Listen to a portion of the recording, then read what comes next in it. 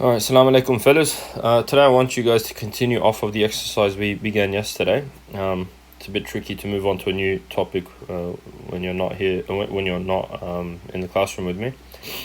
So I know we started this, but just as a refresher for some of you, before you start any of these questions, the first thing I advise is for you to identify throughout the entire page which technique you're going to be using for each one.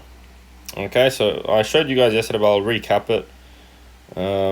So for example, if we look at the first question here, this is a trinomial, and it's a monic trinomial. So notice the x squared has a coefficient of 1, so that would be categorized as a monic trinomial. So I just for my before I even start the question, I'd label all of them with one of these numbers. So that's a monic trinomial, and if you forgot how to do a monic trinomial, just go back to previous exercise to see how you can do it. But it's basically the ones where there's no number on the front, and I think most of you did that quite well. If I look at the next question, x squared minus 9, that is a difference of two squares. Okay, and we did difference of two squares not long ago either, not long ago as well, so you can go have a look at that too. Difference of two squares, 5. So that way I know to use that technique. Now notice here, so the hint that I gave you guys, and you're actually using it quite a lot in trinomials, this has 4 terms. When you see 4 terms, that's the only way to group in pairs. You can't group in pairs for 3 terms. 3 terms doesn't have enough terms to make 2 pairs. Grouping in pairs requires 4 terms because you need to make 2 pairs. Okay, so this would be categorized as grouping in pairs. If we look at D here, D, that is a common factor, because I just see that A's can be factorized from there, so that one will just be a common factor. And then finally, the last type, so non-monic trinomials, we've got to find one of those. Basically, it looks just like A, like the monic trinomial, except the difference is there's a number on the leading term. So see, there's a 12 here. Here there's no number, or the number is technically 1 over here. So here it's 1, and here it's, you can see clearly it's 12. This is a non-monic trinomial, so I would categorize that as 4. Okay, and then using those, once you've done the setup for those, start answering them with that respective technique. So monic trinomials for question 1a, I'll write the question out. X squared minus 6x plus 5. Alright, you can see the sum is negative 6. We can see the product is positive 5. Now I need to know what 2 numbers add to give me negative 6 and multiply to give me 5. And those 2 numbers will be negative 5, negative 1. Because if I add these 2, I will get negative 6. And if I multiply these 2, I will get positive 5. Now, the nice thing about monic trinomials is these are these can be put immediately into a bracket. There's no need to do the grouping in pairs technique that we do. All right, and there we go. X minus 5 times x minus 1. That's 1a done. Let's move on to the next question. I'll just write this for your benefit. This is a trinomial. To be more specific, a monic trinomial. Because now you're bringing everything you've learnt together. Alright, question B, x squared minus 9. So, we determined earlier that this is a difference of 2 squares. And difference of 2 squares is one of the easiest factorizations, if you guys recall. There's only 2 terms, they're both squared numbers, and there's a minus in between. That's how you identify a difference of 2 squares. And all it is, you create 2 sets of identical brackets. You put the square root of this into the first position, and the square root of this into the second position. And then all you need to do is put one bracket as positive, one bracket as negative, and that's it. That's how easy this is. Alright, so the third one, or C, we have xy plus 2y plus 9x plus 18. So there are 4 terms here. So 4 terms mean, okay, so I've got 2 pairs, so I need to do grouping in pairs.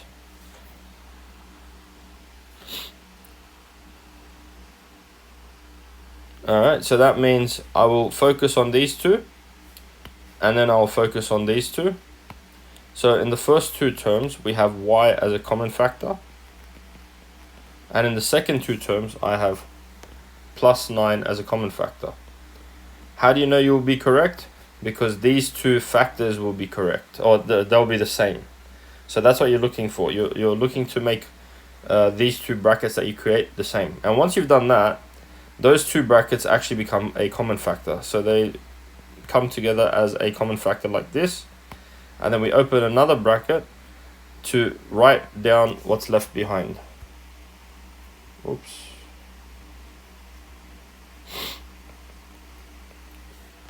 And that's that.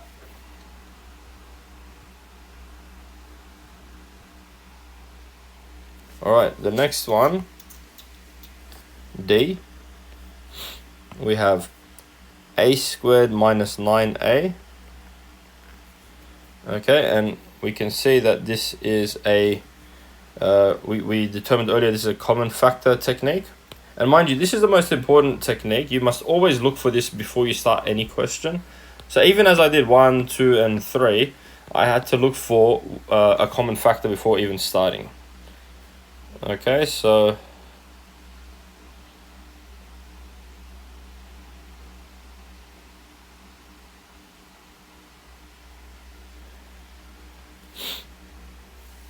all right, so now the common factor here clearly is a, and then that's it.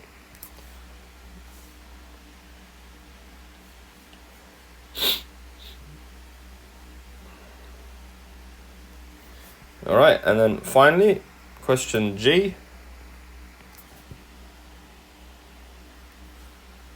Question G, we have 12x squared minus x minus 35. One thing I forgot to do consistently was write down the title or the name of the technique used. So let me just quickly write that. So this one here, just to quickly recap before I do the hard one, this is a difference of 2 squares.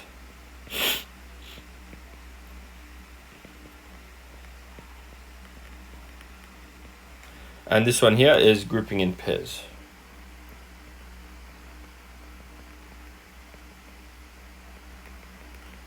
And then down here, this was common factor. Just need to create some room here.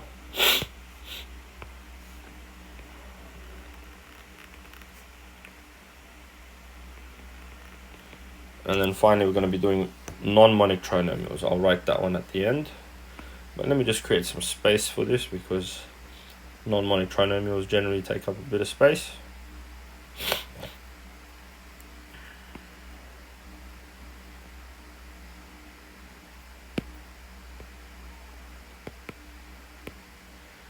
Okay, so question G. So what's tricky about this is getting the sum and product. So firstly, the sum here. We just look at the coefficient of x. The sum here is -1. So that stays the same. And also keep in mind, guys, when there's no number, that means that there's a 1 here. Okay? And the product, if you recall, for non-monic trinomials, we use the bridge method. So I have to multiply 12 and 35, or -35 to be more specific. Multiplying 12 and -35 is going to result in a big number. So factorizing this may be a bit tricky. That's why I'm doing this one as an example for you. But most of the numbers you will do should be quite easy to figure out. So you end up with -420. All right, now we have a sum of -1 and a product of -420. When you get numbers this big, sometimes it's enough to look at the first 2 digits. And I can tell you now, in my mind, I can see 21 and 2, but to make it 400, I just have to put a 0 on the smaller number. So that's 21 and 20. Okay, but in what order? It's going to be -21 and 20. And you can quickly test that on your calculators if you have it there with you. If I add these two, I will get -1. If I multiply these two, I will get -420. And then from there, I will rewrite this number as the addition of these two. So that means I will write 12x squared minus 21x plus 20x minus 35. So as you can see, I haven't changed anything regarding the question. It is still the original question. I just modified the middle number to match what I got here. And now I'm going to use the grouping in pairs technique. All right, most of you should have realized that's what you've been doing this whole time when factorizing non-monic trinomials. We're doing grouping in pairs here. So here, what's common to the first two numbers here? That will be 3x, and then I write down what's left behind, 4x minus 7. And here, what's common to these two? We can see that 5 will be common, and I'm left with 4x minus 7 again. And as I said earlier, if these two brackets turn out to be the same, you have done it correctly, which we have. So these two will factor into one bracket. So that would be 4x minus 7. And then we write down the leftovers in the second bracket. And that's it. And this technique was non-monic trinomials.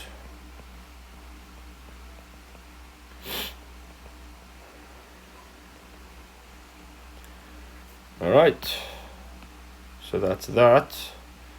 In this exercise, there are two questions. So I'd like for you to go to this question as well. But like I said earlier, you are doing these 5 techniques. But this one is the most important. In this, you should always first look for a common factor. And I'll do one question or one or two questions to demonstrate this. So questions like this, 2a, sorry. If I have 2 take away 8x squared, well, I can't really apply any of the 4 techniques we talked about. I'm just going to bring this down. So we've got, I don't have to keep scrolling back up.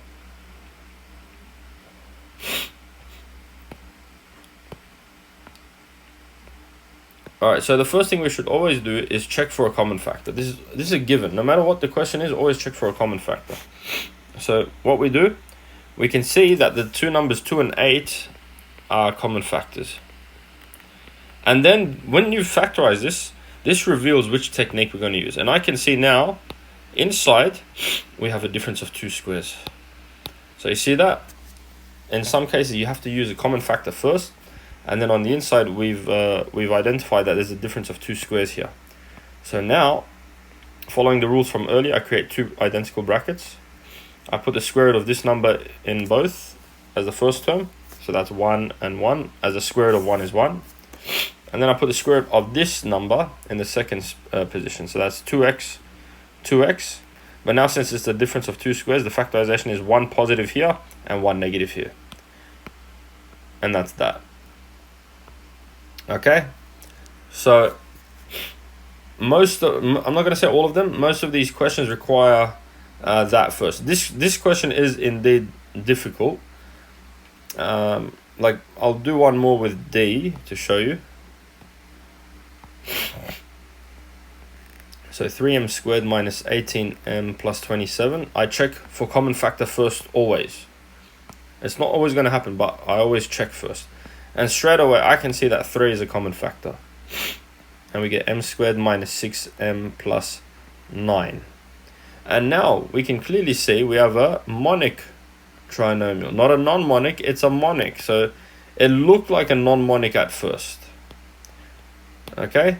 So that's why it's always important to identify whether it's going to be a monic factorization or a non-monic factorization. And we've identified that it's a nice, easy monic trinomial. So all I need to do is get a sum for -6 and a product for +9. And that's fairly straightforward. That's -3 and -3. And because it's monic, I can put into 2 brackets immediately. So that means I just have to go 3, 2 brackets, put the m in the front for both, and then just put these numbers in. So -3, -3, and that's that. Okay, and I'll finally do one more question like E, very advanced one.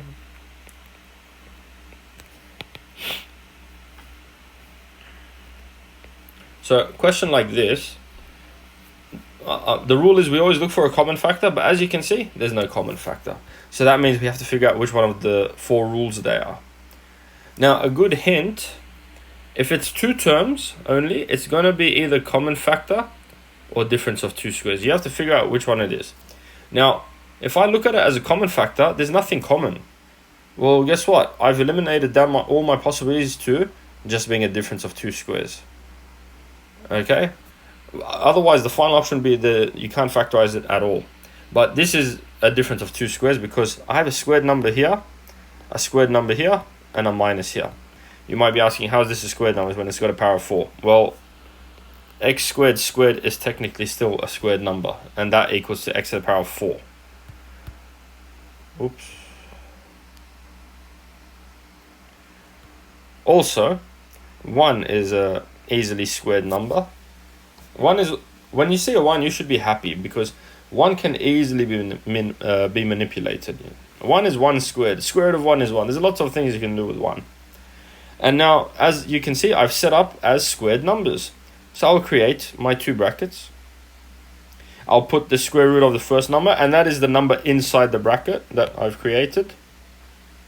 So I'll put x squared first in both brackets. And then I'll put 1 in both brackets.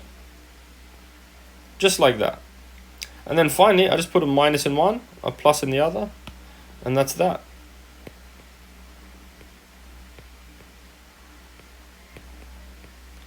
Alright, but because this is obviously a red question, it's going to be a bit more trickier. The final thing to notice is that you can factorize a little bit more. I can't factorize this. We don't have a technique called the sum of 2 squares. But this here is still a difference of 2 squares. And we can factorize this. So this will become x minus 1, x plus 1. Because the square root of x squared is x. And the square root of 1 is 1. So I'm just following the same rule that I just literally did. And then I put a minus in one bracket, a plus in the other, and we're done. And then I rewrite this one because I can't do anything with that one. I still have to write it. I can't change the whole equation by not having it in its place. And that's that. There's quite a few challenging questions here. So be on the lookout for that and take note of them. And if you're super enthusiastic, we can complete them in class next time when we return. Alright, but apart from that, I'll leave you with this. Please get exercise 806 done.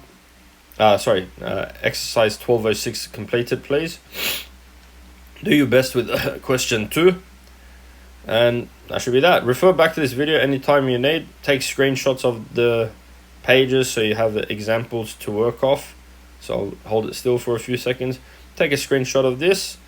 Save it on your desktop. Refer to it as you're working. Take a screenshot of that.